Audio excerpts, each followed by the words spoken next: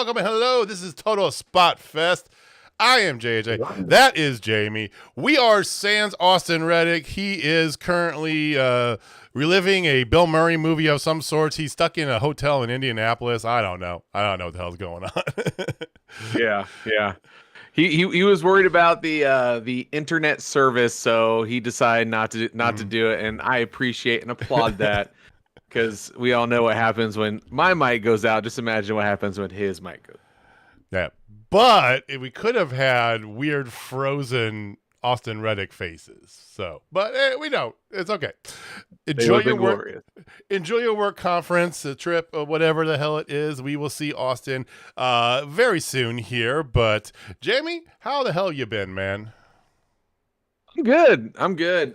We had our very first softball tournament of the year this past weekend. It was a little cold.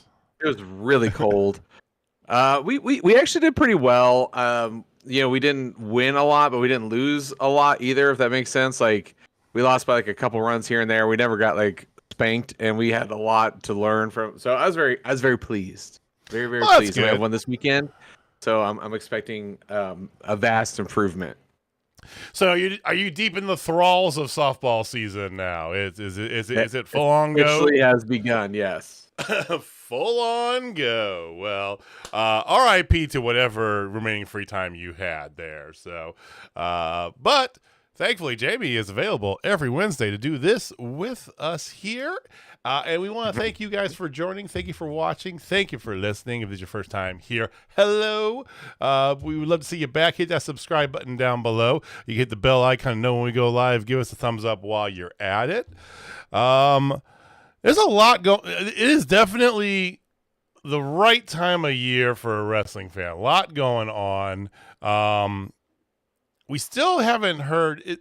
Okay, so it's not meant to sound negative, but it's going to. So, okay. A lot of stuff going on. Wrestling is kind of the peak wrestling season, and we have a lot of local wrestling going on, but we don't have a lot of news about the local wrestling. So, other than Heartland Championship Wrestling, which we'll put a pin. But this month we do have a Fountain City show. We are still waiting for word about who's on it.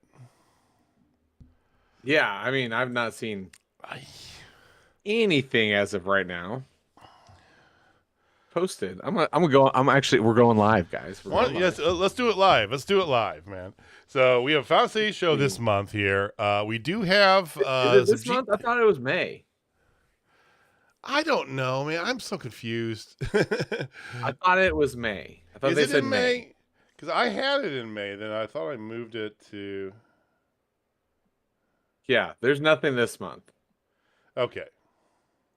It's May. So it is in May. Okay. So we still have time on that. May. Oh, Jesus Christ. It hasn't even approached, and he's already doing it. So there was supposed to be a Heartland City show this weekend in Leavenworth, Kansas. Jamie was going to be making his in-ring debut as the ring announcer.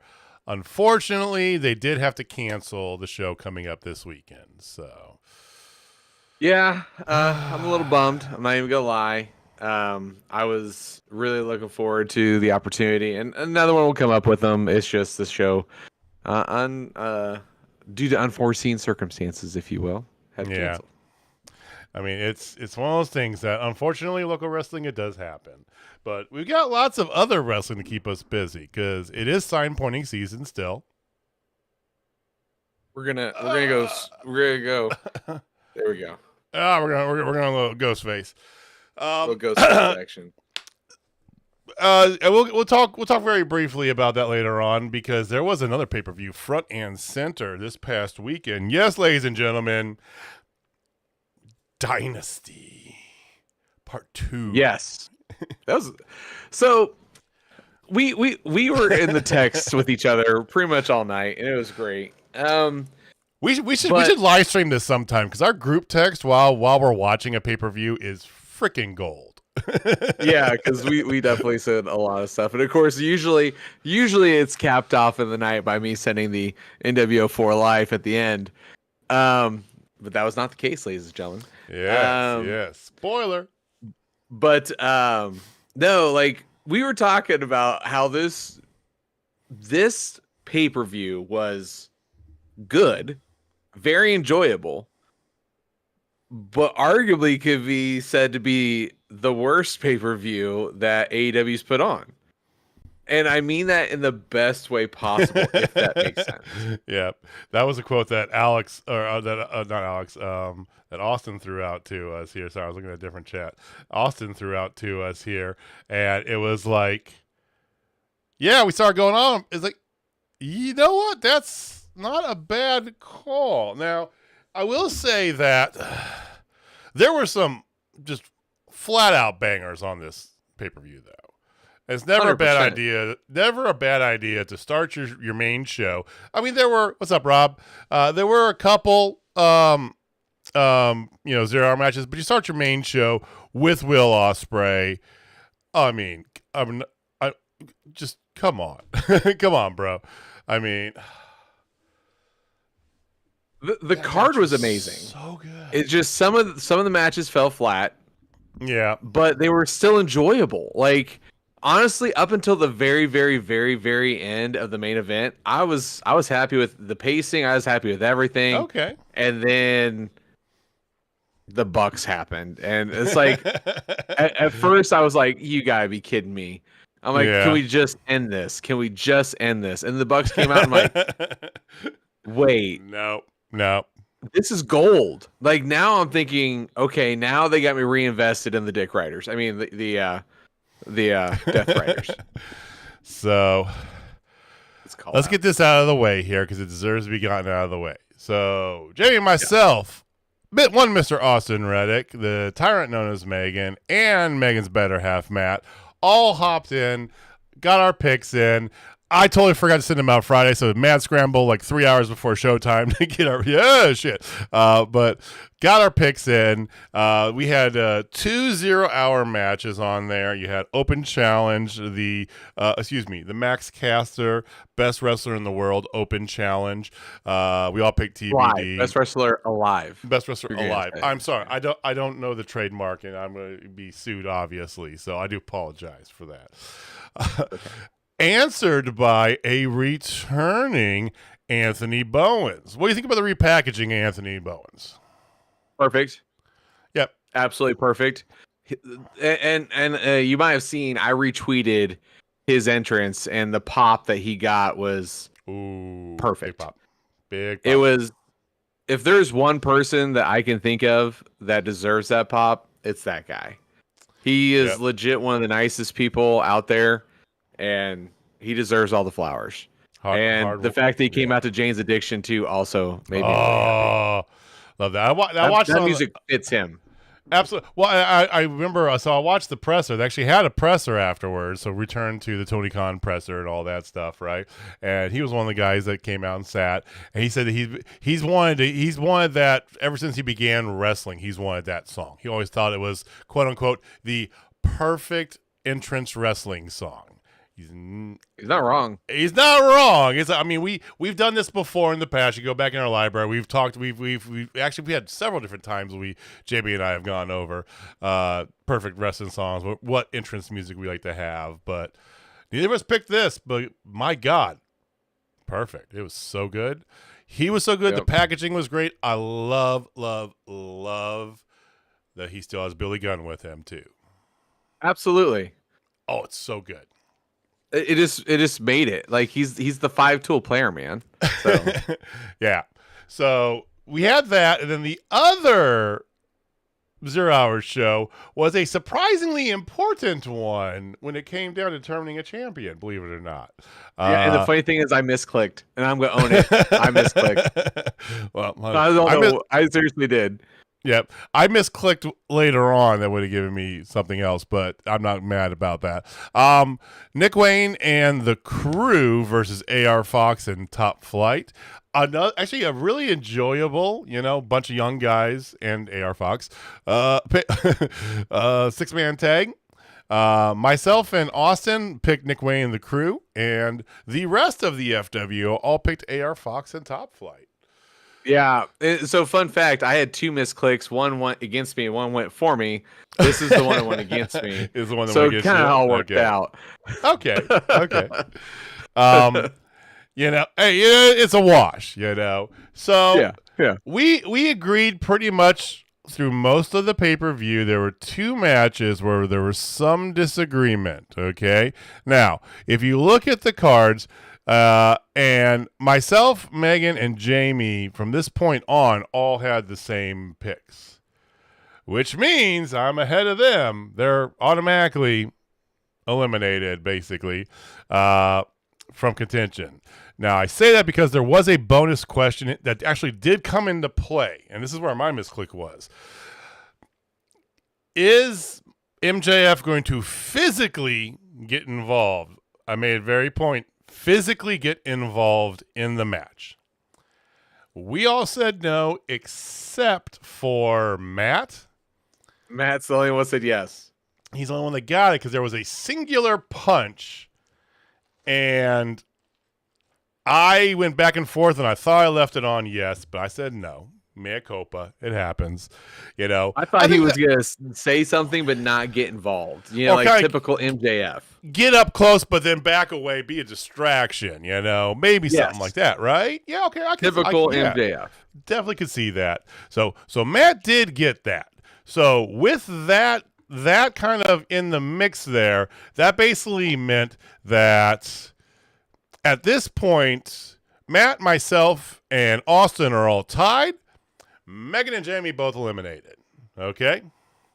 So the night goes on. We got Bandito versus Jericho in a mask versus title match for the RH title, using some Dusty rules, apparently, because why not? Why not? I don't care. They got the belt off of Jericho. That's what matters. Okay. Hurt Syndicate, we talked about. They won. That was a pretty enjoyable tag match. I mean, Big Bill is so over. It's not even funny. But how over is the Hurt Syndicate? And I feel like they just ruined it tonight, but we'll get into that. Well, yeah, put a giant pin in that one. But how over is the Hurt Syndicate, man? That Philly crowd, oh my God. The We Hurt People chants were ridiculous. You had the other quarterfinal match, Kyle Fletcher. He won, over Briscoe. We seen this match not too long ago, but it was good to see.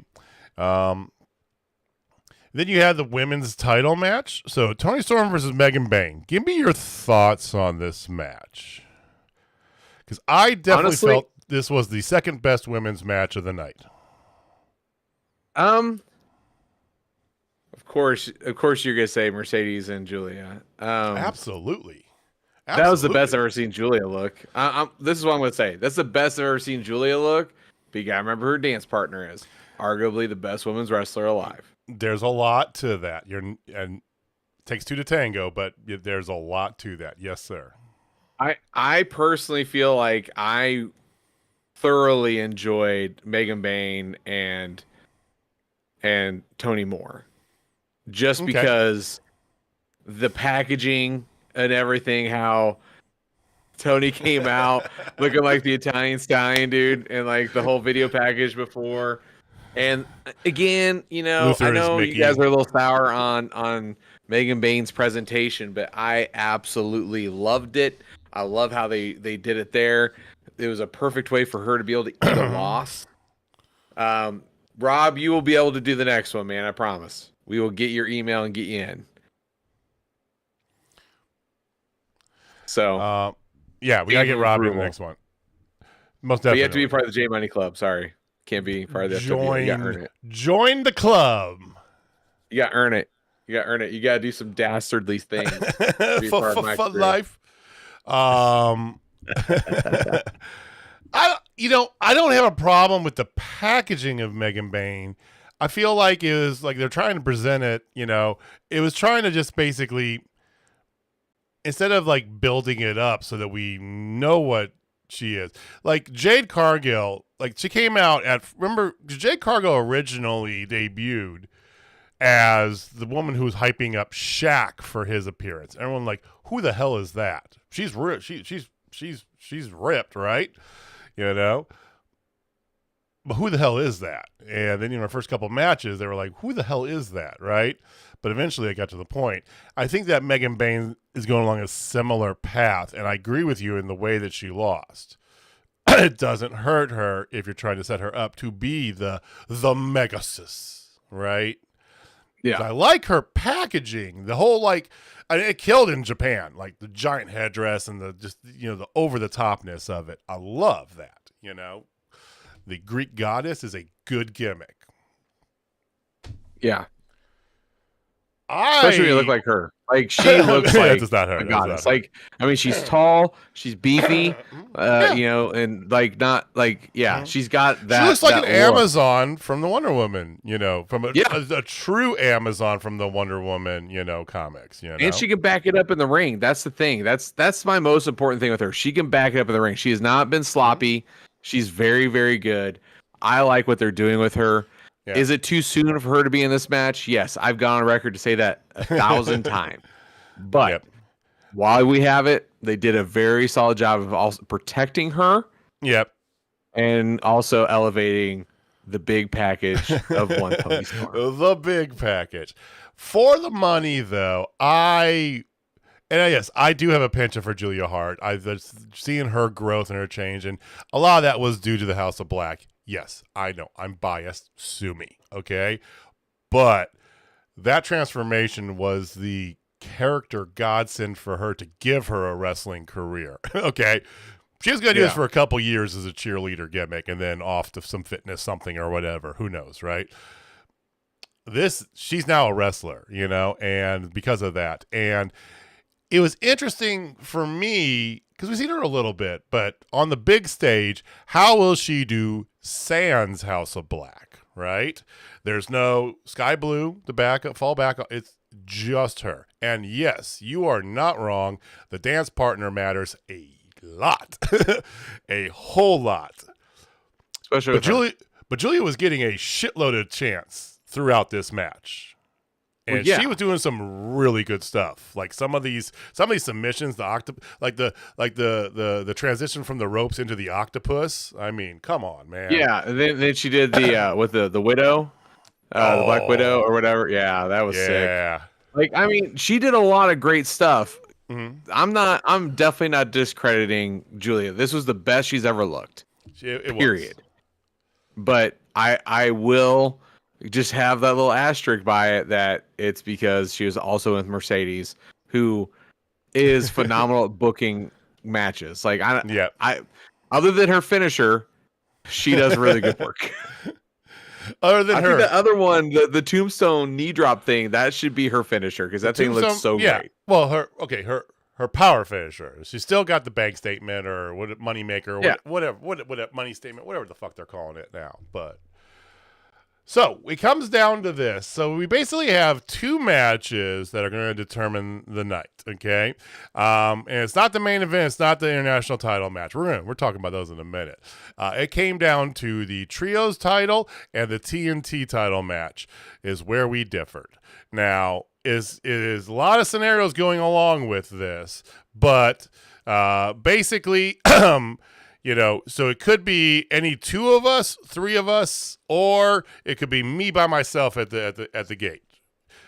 Going into not needing a tiebreaker. Okay, so the trios match, we all picked the Death Riders except for one Mr. Austin Reddick, picked Red FTR, and I feel like something is deserved to have happen here, and I'm getting the ink out and I'm wetting it very well. And I'm just going to put that right there in front of Jamie. Because, boy, was this... Yes, it was a little easy, but it was spot on, lost into a full FTR heel turn. There's your stamp. I mean... You got your stamp, buddy. When you're as good as predicting the future of wrestling as I am, like, it just gets kind of boring to see that Mark Stradamus stamp. Okay, well, I'll take it away. No. Let's go. Yeah. Which I have a few more predictions for for Double or Nothing, because I think that's the next one, right? That is the next one. Yep, May 25th. But I think they're doing Blood and Guts coming up, right? That'll be a TV event. More like I mean, like, it's a TV. It's going to be interesting because the hockey playoffs start in 10 days. So I don't know what Collision's schedule is going to look like with all the hockey playoffs going on here with TNT. So Blood and Guts will be in the middle there somewhere. Who knows? But yes, all right. Congratulations. But yeah, FTR turn. Perfect. It was glorious. It was fucking glorious. I mean, so the way it was done is just the perfect heel turn, and it was vicious and brutal, and we love it all to death. Match itself was very good. You know, it was FTR carrying their team a lot. I think that if nothing else, Copeland needs more time away. You know, figure out if he wants to keep wrestling, how, because he has not looked good, to your point, since he's come back from his last surgery. This is a good way to write him off. Safe. He's looked safe. It's probably the best way to put it. Yeah. Like Sting safe. And if you want to bring him in a Sting-like capacity where he just occasionally pops in, I'm good with that. I'm fine with that. Yeah, and give somebody a rub. I think that's great for him. I think you can eventually do an Edge and Christian story at some point in time, right? You know, together. And have them tag for a little bit. You know, have them. You know, then they can avenge against FTR, which I think would be absolutely just remarkable. Yeah, maybe it all end, maybe at Revolution. Who knows, right? You know, but one last run. One last hurrah. Yeah.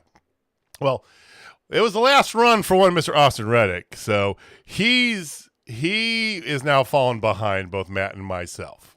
So it comes down to this, that either with basically with Austin losing that, it comes down to it's either going to be Matt or it's going to be me walking off with the belt, no tiebreaker needed. It all rests on the frail, video game clad shoulders of one Mr. Adam Cole. Okay. Because Matt was the only one who picked Daniel Garcia to retain. Was JJ nervous? Was JJ nervous during this match? You bet your damn ass I was, because this was a solid match. I don't want to say the betting line was heavy. The betting line was heavy. Adam Cole. On Adam? Okay. Yeah. I'm like, that doesn't seem right. That just feels like a huge disservice to Daniel Garcia. Absolutely. I mean, especially with the way that's been good. The way it's been yeah, it wasn't great. I mean, the way it's been booked, it was so 50-50 going into this. That just surprises me. Yeah. I mean, Adam Cole had best gear of the night by far with the Witcher gear. I mean, bro. The Witcher gear was fire. And, you know, selling the living shit out of, you know, the hurt ankle. But it was Adam Cole getting his first singles title at AEW. And subsequently returning the title of the best pay-per-view pick champion to one Mr. JJ. That's right. J Money Club back on top. First time in 18 months, bud.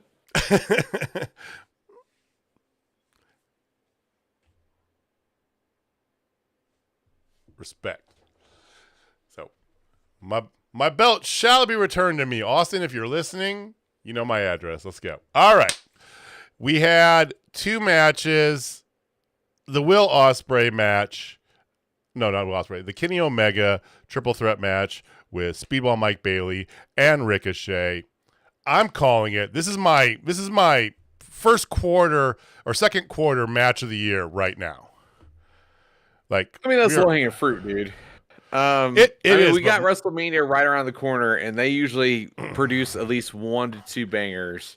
You have All In coming up, I know, but as of right now, the leader in the stall, and it's not even close for me, is this fucking match.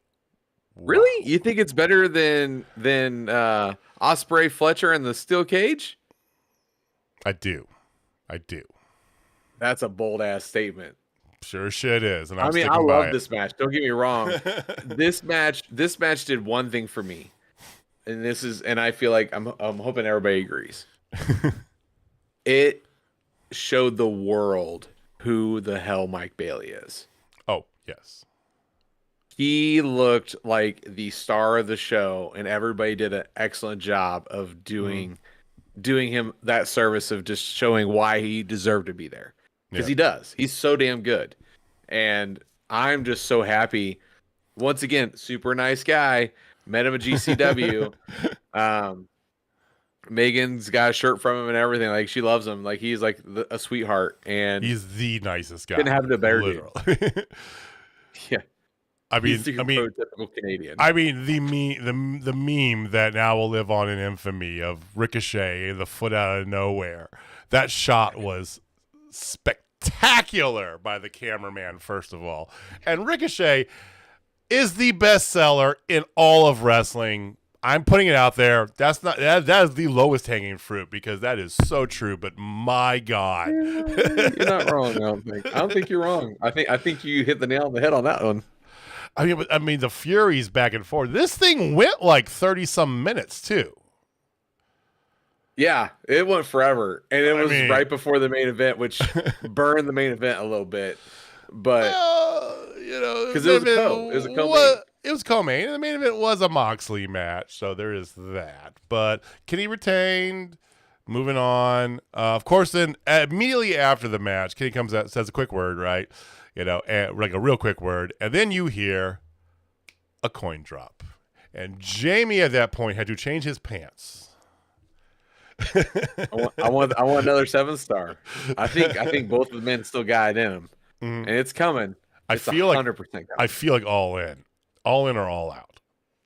Yeah, all in. I feel like it's gonna happen before. All I think it deserves to be all in. Texas. I think it deserves to be all in. My only question is, how big is that card going to be, and how ridiculous is it? Now, it's also going to be, I mean, the crowd there is going to be ridiculous size, so they might want to just like overbook the fuck out of it. So, main event happened: Swerve versus Mox. We all picked Swerve, and the Young Bucks said, "Fuck your picks. Here we are." Yeah, I think all of us are just trying to will into existence. So here's the thing. I seriously thought about picking Moxley here. And like I don't know why. I just had this feeling like, and I'm like, no. I've been on the record so many times. Swerve's gonna win this thing. It's time. I talked myself out of it. But it helped because I misclicked and picked Adam Cole. When I meant to actually pick Daniel Garcia. You meant to pick Daniel Garcia. There. Well, so I got lucky there. Yeah. Now, Young Bucks, I think, let's just table that till we get to Dynamite. But, I am not as mad that they kept the belt on Moxley because there's a Young Bucks angle on it. But I'm still just kind of like, what the hell are we doing with this, right?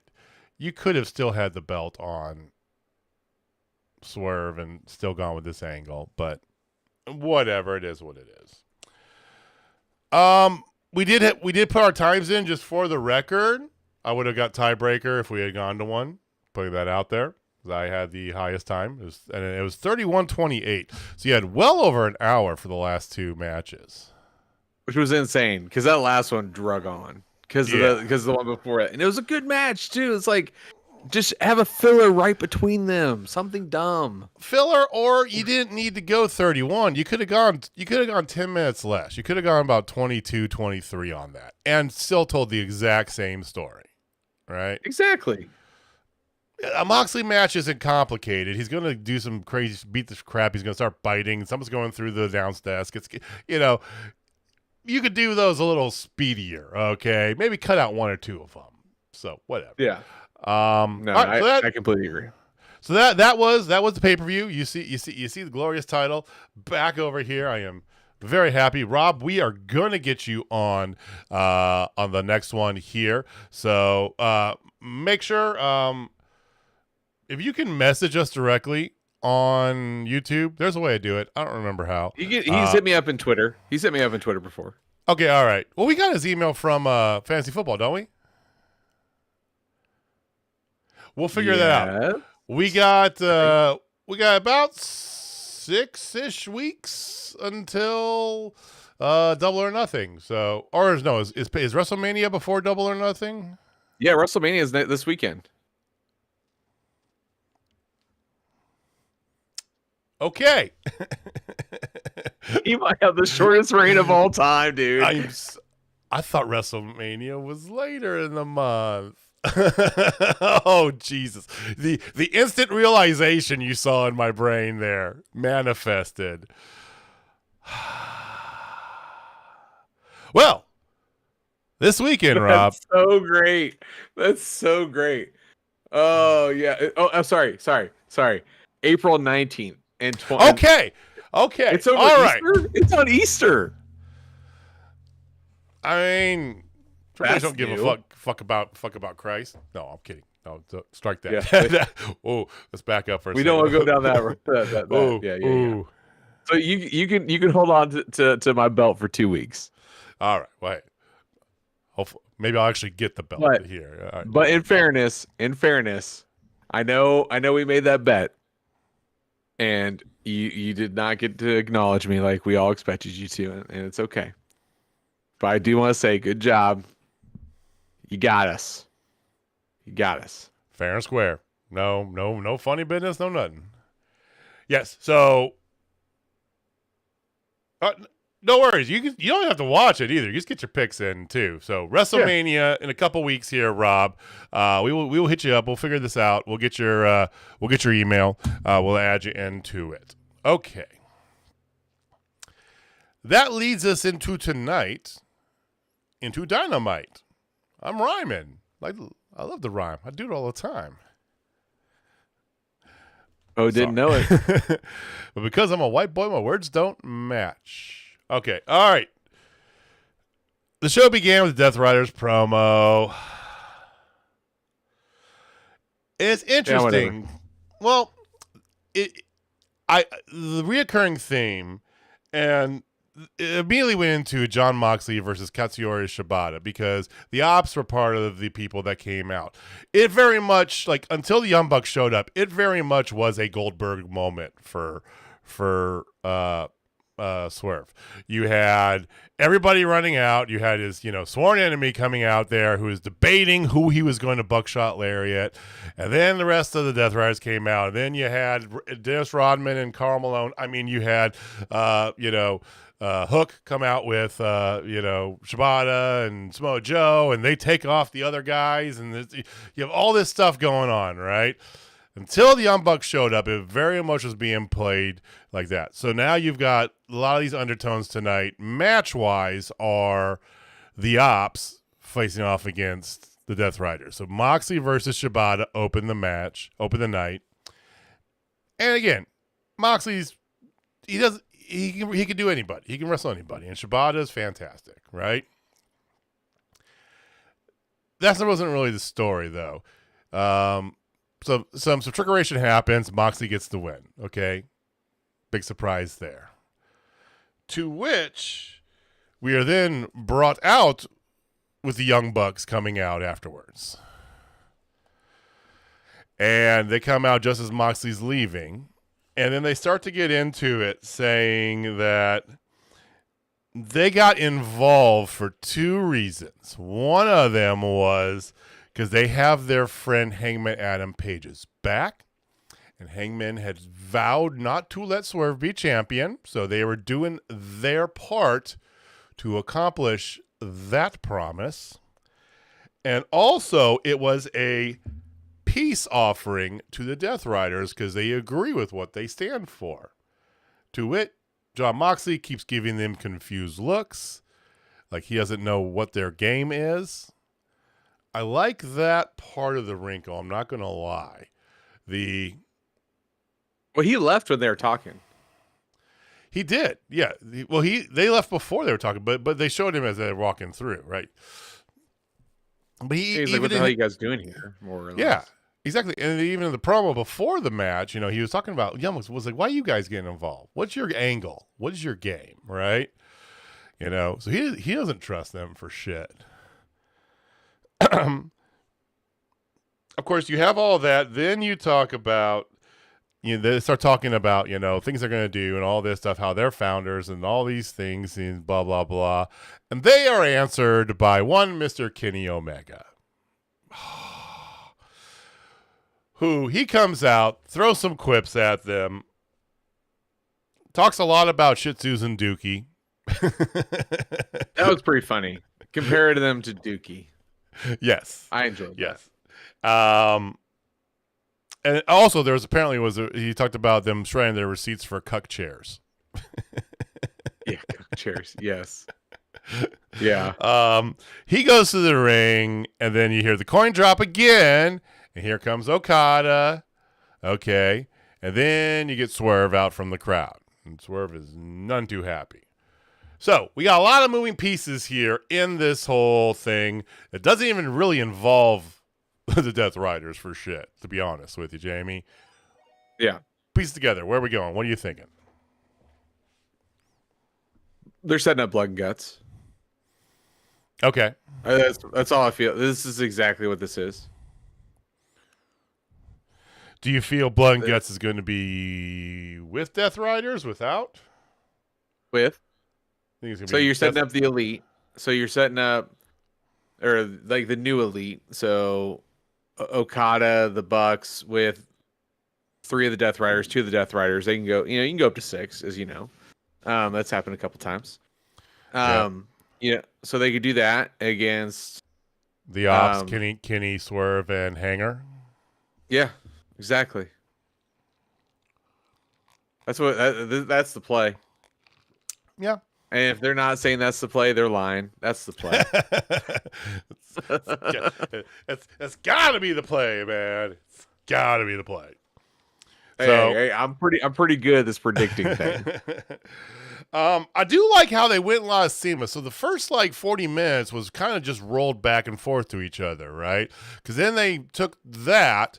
Swerve came out, and then Swerve gets answered, after everyone else leaves. He's kind of standing in the ring, Kenny's walking out, and Swerve gets jumped by Pac.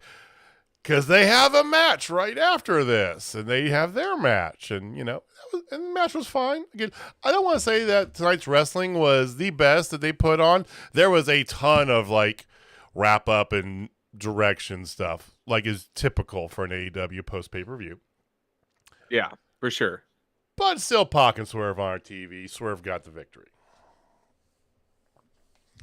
I'm just going to go straight. There was an injury in there. I think we should probably talk about that. We need to find out what's going on there, if he is in fact truly hurt or if it was just a scare or whatever.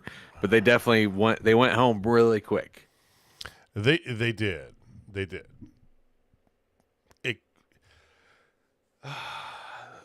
There's just some people. It's just man, just prone for this shit, and yeah. Well, hopefully, one of them. Hopefully not. We're gonna go chronologically straight through this because I feel like that's good for tonight.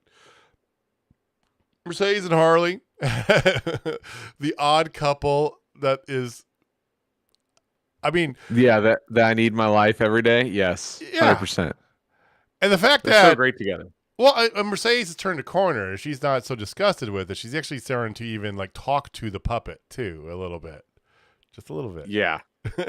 which is humanizing her, because I do agree with what Austin said about possibly with a face turn for her in the future because of Harley Cameron. I think so. I think that you tried to push her off his face in the beginning without a good reason to, right? You didn't have a good face character for her, but now, yeah, let's do it. Let's go. And then Hangman, with his typical short interview, just bursts into Swerve's locker room. Swerve's nowhere to be found. Prince Nana's there. And the two of them have a little heartfelt chat back and forth. And Almost. Hanger's like, I was going to do it. Don't tell me, trying to play the tough guy. And Nana tries to get the good out of him. It doesn't quite get there. So, teasing that along. And then you had the $400,000 8-man tag challenge. Because what? Hey, I will say I'm really proud of Mark Briscoe for wanting to diversify his portfolio if he won. That was great. And then Mike Bailey wanting new shoes. Finally getting shoes. Finally getting shoes, right? Oh my god. So Will Ospreay speedball Briscoe and oh my god. I keep fucking his name. Kevin Knight. Kevin Knight. Who's that match? Yes. Kevin. Not my match of the night. It was good. You said that was your match of the night? No. Okay. I didn't even think about match of the night, to be honest with you. But regardless, okay, so they went up against Team Ricochet, super heel Ricochet, Black Mortis, and the Crew, who I don't know. I really like Action Andretti and Lio Rush together. Same. I love their over-the-top, spiky, puffy jackets. Yeah. They're absolutely great. They're good. They're both exceptional. They're flippy spinny, so they're right up your alley. Flipper spinny. They have like the total douchebag, gimmick. I dig it. It's good. I like it. Yeah. But the Team Ospreay, of course, gets the victory. Okay, giving that money so that we can get diversified chicken farming portfolio and shoes for Mike. Really expensive shoes for Mike Bailey. Yes. Maybe he's buying them from China. I don't know. Sorry. Heyo. FTR and Cope video recapping their turn. Still good. And then you got the first of two little bits with the Hurt Syndicate and MJF. So Hurt Syndicate comes out to do a really weird toast. I love it. Two bottles and like a drop in a glass for MVP. Interrupted by MJF, who just trying to slide right into the group. Just assume he, assume that close basically, right? Just sliding right in. Bobby and him go at each other verbally. And so finally MVP's like, in the Hurt Syndicate, you got to get 3 thumbs up. You know where I lie. Thumbs up. Shelton, because, Bobby was storming off. But Shelton, he does the whole gladiator. Well, that's it. They walk off and leave him. And then later on, we'll just skip ahead to this. So later on then, there's a backstage video promo where they're there, and here comes, they don't need anybody, right? They don't need anybody, and here comes MJF. He still wants to be in. He's talking with that.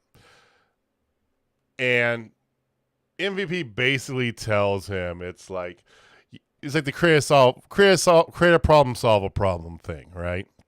He's doing all these business. He's doing all these business analogies. If you've ever been in sales or you've been in business school, you do marketing, any of this shit. None of this is new, okay? But they're putting it in a gimmick. And is MJF going to be in the Hurt Syndicate? No. He's going to be part of the Don Callis family. Ooh. Don Callis did put a feeler out there. Looking for new people, and somebody's dying for backup right now. Makes a lot of sense. I mean, I like that a lot more than I like even the thought of MJF in the Hurt Syndicate. Because this is following me here. We're painting broad strokes here, folks. Buckle in. So this is how it's gonna go down. Kyle Fletcher and Takeshita both will lose. Okay, it's gonna happen. Unfortunately, they are not gonna win the Owen Hart. Okay, then obviously Don Callis get pissed off, but then you bring in MJF into the scenario. Hey, why don't we go after the Hurt Syndicate, get their belts? If I can help you get the belts from them, you help me. And then there you go. All is good in the hood. Yeah, but you got Fletcher and Takeshita as tag champs, and okay, 100%. Right. I love that. Okay, that's a good storyline. That's a good way. Because you're already pushing it that way, you can solidify Syndicate as face. Boom. Exactly. See, like put him on creative, the payroll, bro. Tony. Come on, put him on the payroll. Jesus Christ. Megan Bayne had a backstage promo where she spoke. She did. All will bow down. I damn near died when I saw that. I was like, she said words. And just a few of them. Just a couple words. See, that's what they should have done with War Daddy. I know. Don't let War Daddy start talking about his upbringing or whatever the fuck, right? You know? Hey, did you know that next week Dynamite is going to become the longest running wrestling program ever on Turner Media? I did. And you know who's not happy about that? One, Eric Bischoff. Who does not care? Me. He's looking for any technicality to try to throw it at that he can, you know. Hey, he's just salty, man. No one wants him, and he's salty about it.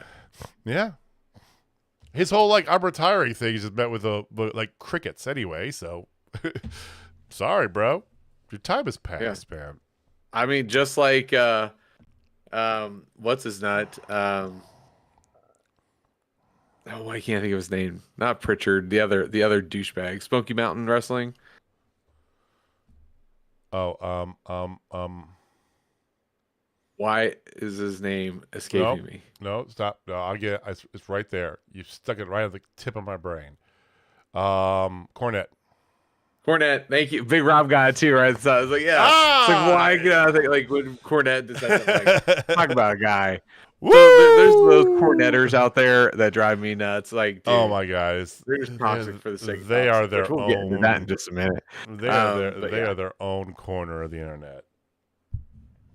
The other corner of the internet, you might see Adam Cole playing video games, but tonight he was on TV, and him and Kyle and Roddy were talking about the Undisputed Kingdom and how this is their go. I hope so, but it's not the same as it was 10 years ago or however long ago it was in NXT. So, but nice little promo setting them up. They're eyeing their sights on the tag titles as well too. Honestly, if MJF is in the mix with helping to get the tag titles, that makes an interesting secondary story arc if the Cows family does get it for the Undisputed Kingdom to step in as the next challenger.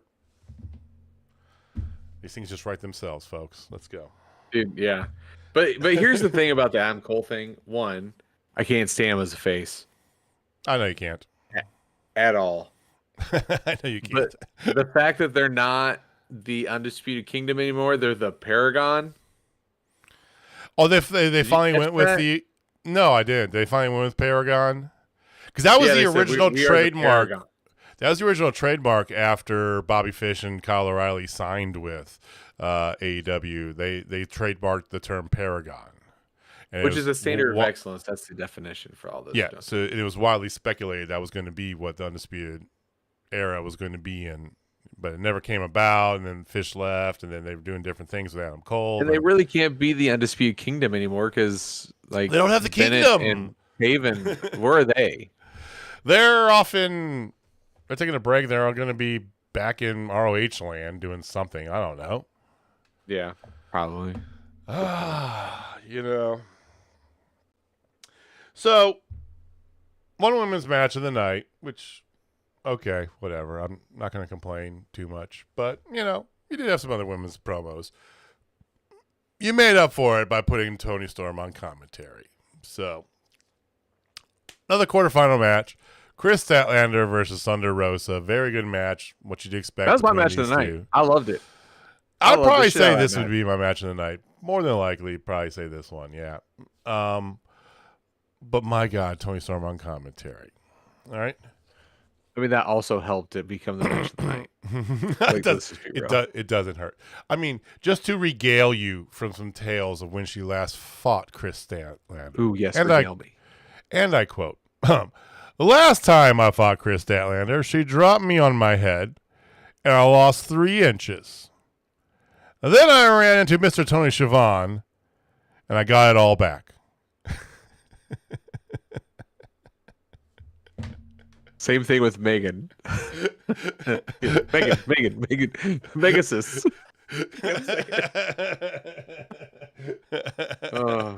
Oh my god, so good. I mean, to be fair, match was really good. Two of them are very excellent, very over. Statlander moves on. She won. I was kind of upset because I really wanted to see a Toni Storm, Jamie Hayter, the battle of the people who never lost their belts. I think you still might. I mean, what's to say you won't? It just should have been a nice little niche to talk about, Jamie hasn't lost yet. She wrestles on Saturday, bro. No, like Thunder Rosa. I'm talking about Thunder Rosa. Oh, you said Toni Storm. Okay. All right. Oh yeah. I want Thunder Rosa to win. Thunder Rosa, Jamie Hayter, women who never lost. Yeah, for the people who've never lost their belt. Yeah, that makes sense. That is good booking, but I'm not upset because I love Stat. So I love me some Stat. I hope still. No offense to Stat, but I hope this is basically giving that path for Jamie Hayter because I really want to see them give a big push back to Jamie Hayter. I mean, is she the clear cut? Because you can't. I feel you can't have Toni going up against Stat right after she faced Megan Bayne, who Megan Bayne beat Stat clean. You know what I mean? And then doesn't make sense. I think on this side of the bracket, she's got to be. Unless you're pulling like a big upset angle with Billy Stark. So I don't see that, especially with Athena hanging out on the other end. She's my pick. I think it's either going to be I think you're going to have Athena and Jamie in the final is my guess. And then it's honestly, I mean, it feels I feel like the better storyline because Athena's a better storyline for Mercedes. So I'd rather have her lose, maybe in some nefarious way, right? So you know how I said I had lots of stuff, like lots of things that I had. What other things do you have there, Jamie? Let me hit you with this one, okay? Okay. So Athena beats Mercedes. Right. Mercedes loses her shit about it. Mm-hmm. Just loses it about it. Like she can't believe she lost.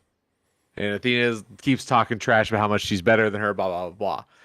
Then Mercedes was going to cost Athena the win against Jamie. So then you have Jamie and Toni going against each other. And then you have this blood feud thing going on against Athena and Mercedes, and winner gets the belt. So if Mercedes wins, she gets the ROH belt. But if Athena wins, she gets the TBS belt. Right. So you have a belt collector either way.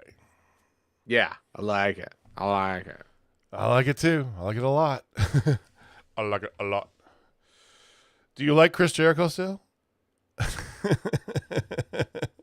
I loved Hardy, Chris Jericho.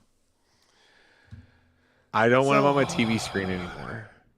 Well, he's trying to get rid of TVs left and right, so you don't have to worry about that much longer. So he comes out. It was a nice TV too. It was probably like one of those RCLs or whatever, PCLs or whatever you get at Target.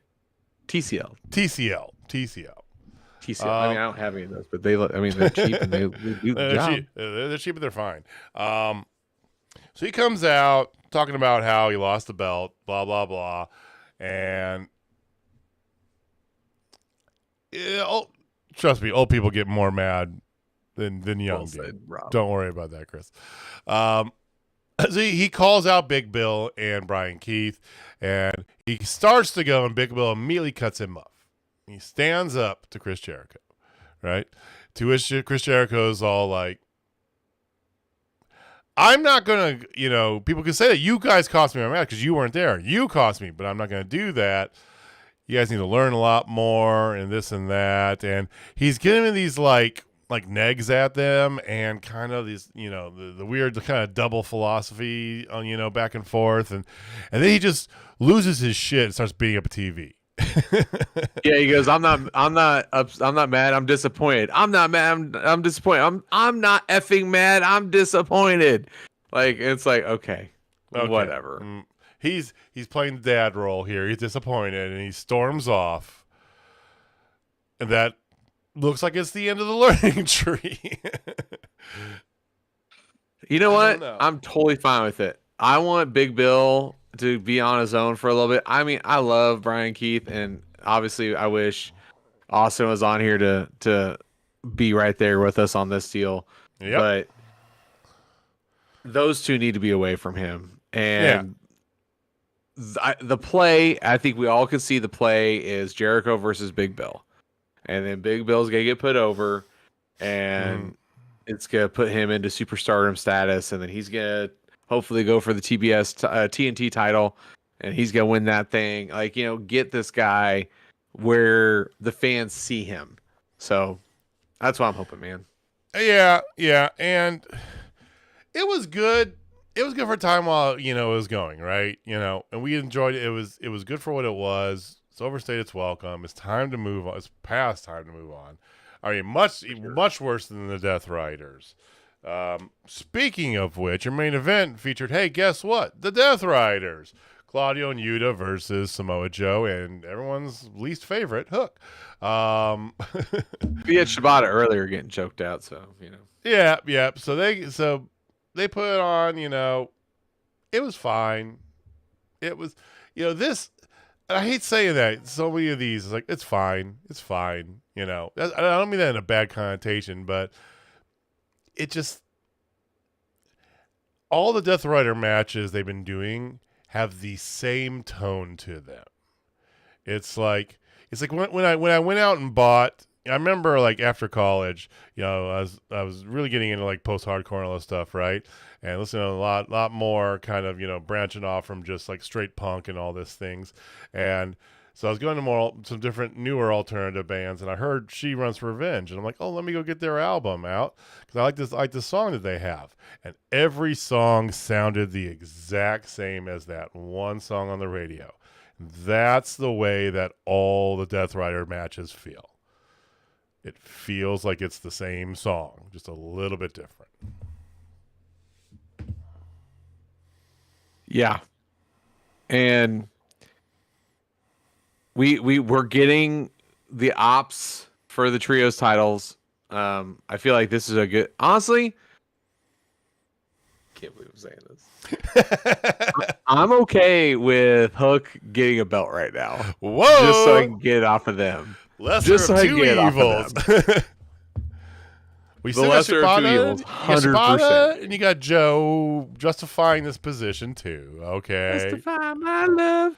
Sorry. I do not like it how when they say that Hook is a younger Samoa Joe. I was like, no, stop that. No, don't put that out there. No. You take that back right now, Ricky Bobby.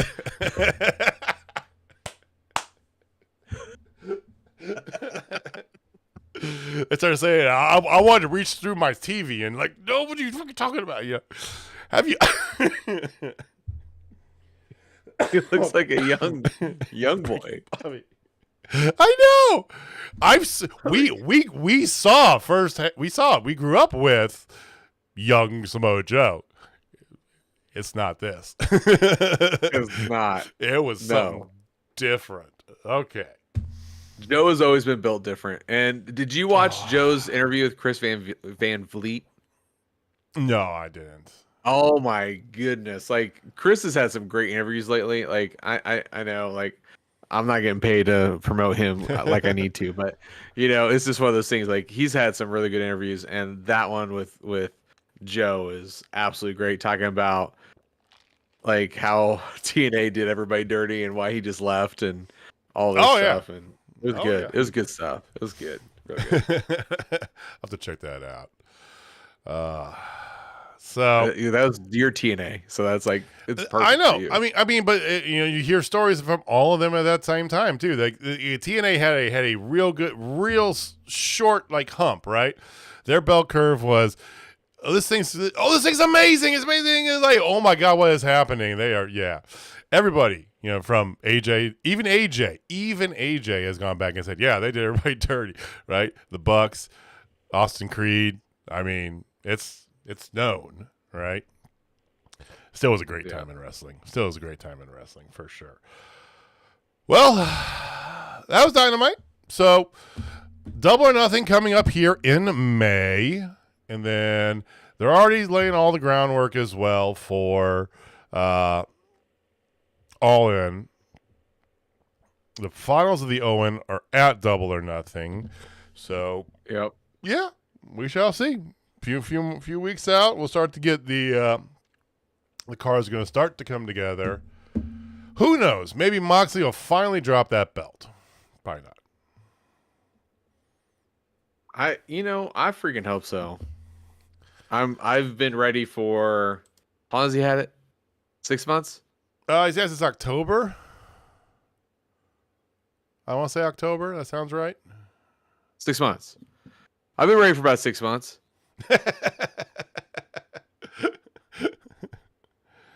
Yeah, I've been ready for about 6 months for him to problem drop is, I mean, not Swerve was the one. Swerve was the one.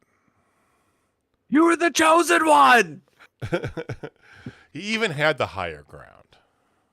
He still does. He could still be the guy. It's like that's what makes this great because they did it in such a way where he's still the guy.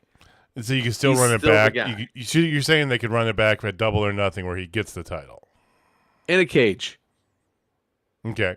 So you do War Games, and then after War Games, maybe Blood and Guts. Blood and Guts. What was that? Blood and Guts. I can't do War Games. Like I gotta change it. Blood and Guts. See, it doesn't sound as cool. It just doesn't. It sounds pretty funny, you know. Oh my god. Blood and Guts. So, all right. So coming up here, we'll find out more in the weeks to come. Here, we got a little bit of time until we get to Double or Nothing. As you said, we're a couple weeks out from WrestleMania. Cards coming together. They got Chad Gable in a luchador mask. That's fun. Okay. Sure is. El Grande Americano. There's a 4-way for the IC title that actually really interests me. Not gonna lie. Yeah. Braun Breaker's doing, just memeing spears for. Spear is not a goddamn finishing move. The spear is not a finishing move. The stance that Jamie has on the Heat Seeker pales in comparison with my hatred for the spear as a finisher. Spear is a setup move. So here's the thing. The Heat Seeker is just a shitty move in general. The spear is a really good move. And it is a very good signature move. That can get you a win from time to time because sometimes you got to bust out the signature, right? Right. It's not typically your finisher, right? It should be a setup. It should be a setup. But in fairness, Braun Breaker's spear is absolutely amazing and devastating. So I might give him a pass because most of the time when he hits somebody, it does literally look like he fucking killed them. And the spear he did on Carlito was a downhill, careless Darby Allin-esque disregard for his body thrown at. He speared him in the top of his shoulder. Just give you an idea. And Braun Breaker was absolutely vertical to the floor. Or parallel to the floor, excuse me. Yeah. So there was that. Yeah, between him and Io Sky, my God, the memes are just flying off. You can call her Shirai, dude. It's fine. Is Io Shirai? Yes. Okay. They're in a triple threat match. There's some bullshit with Tiffy and Charlotte Flair. Who's going off script. And you know who's getting most of the heat? It's not Tiffy, and I am there for it because who saw that coming? Everybody is over Charlotte Flair. Everybody's over Charlotte. Everybody's over Charlotte Flair. It's like I don't hate Charlotte Flair. Whatever. It's fine, But it's just. Oh, I think I do at this point. Now it's like, the way it's it's just, oh my God. She is the biggest nepo baby that there's ever been. I mean, yeah. And she was good for a time there, but then she just kept reading her press clippings, and my God, it got worse. And then bad things happen, and she tries to be emotional about it. It's like people just like lost a care because you've been such a bitch on everything else. And I hate to even throw us out there, but yeah, I'm over Charlotte Flair too, 100%. But they are doing a lot of great stuff in NXT. You said this earlier. You feel like Stand Deliver is going to be overbooked like a son of a bitch. Yeah, like I just. I mean, you got the women's six woman ladder match for the U.S. title. You got Stephanie McClure, who got turned on by heel Julia. There you go. Makes Jamie happy. They need to do something with her. Well, they are. They're going to have a 4-way match for the title at Stand Deliver. She's only been gone for a month. That wasn't even a long enough cool off. It was. That's why I'm saying, like, they're overbooking it. Like, you don't need to do that. No. Like, at all. But here we are. But. And then, since we're on the subject of NXT, I feel like this is the time for our Be Better moment of the night, ladies and gentlemen. We haven't had one of those in a while, guys. So, we have gone on the record multiple times about the tribalism that lives and breathes within the internet wrestling community, right? Oh, yes. Ad nauseum.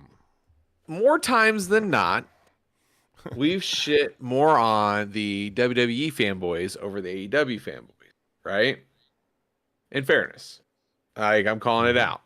Well, what goes around comes around. That's right, ladies and gentlemen. It is time to say shame on you, AEW, cancerous, tribalistic internet wrestling community.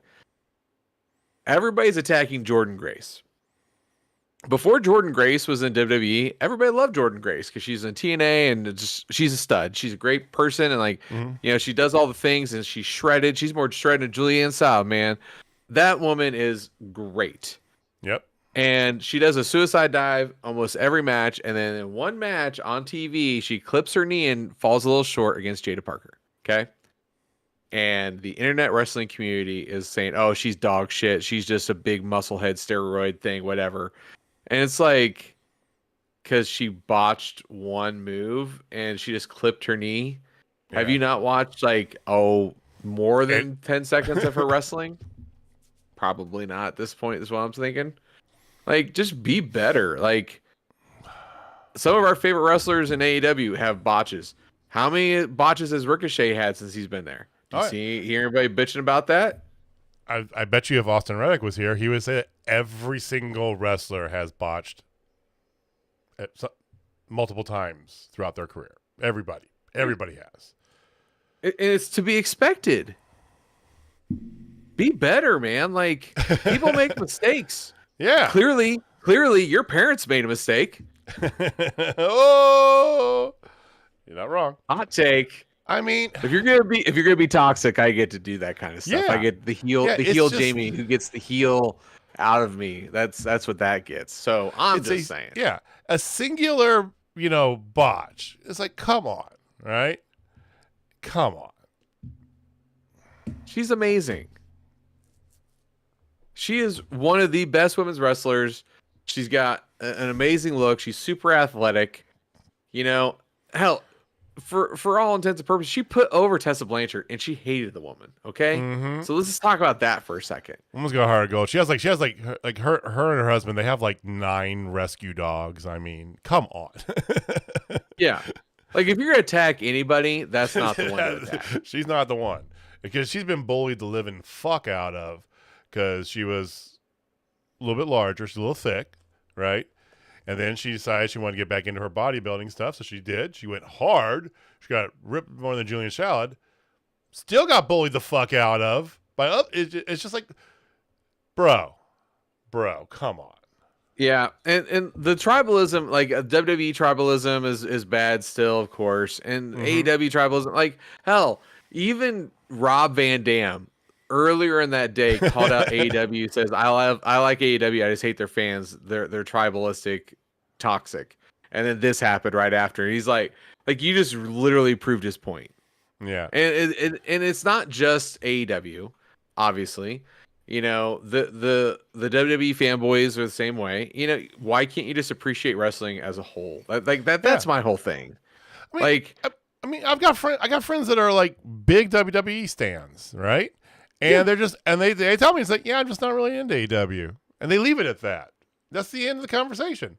we'll talk more about some nuanced stuff, and they'll say why they don't like certain things, or they don't like certain people, but it's never like an attack. And and they're just like, it's just not my jam. I like this. I go, well, I'm not really into that. I like this. Like, that's cool. All right. Yeah. He still watches the Ospreay matches and goes, God damn, right? But it's not like it's like, come on. You don't have to love everything and hate everything else. Come on. Yeah, we are in this world of absolutes. Oh, dude. I think that's the whole thing. It's either one way or the other. There is no middle ground. And we came from the era of middle ground. We lived in gray. We grew up gray shades, man. It was all shades of gray, everything.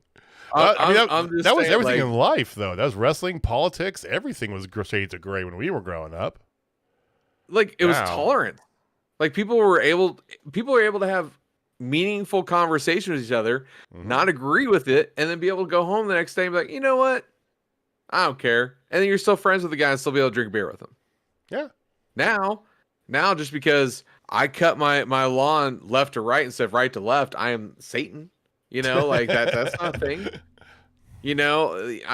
Not even to get into politics. And then you have the internet wrestling community who hides behind keyboards and just goes off about their favorite style of wrestling and this and that, blah, blah, blah. Like Bubba Ray Dudley, very polarizing, very opinionated person, right? Very. But he's very willing to give credit where credit's due, no matter what wrestling company it's from. Absolutely. Is he biased? Absolutely. Oh, yeah. But is he willing to just look at it as a whole? Absolutely as well. That's your perfect example of what you need to be. Have a hard opinion. It's fine.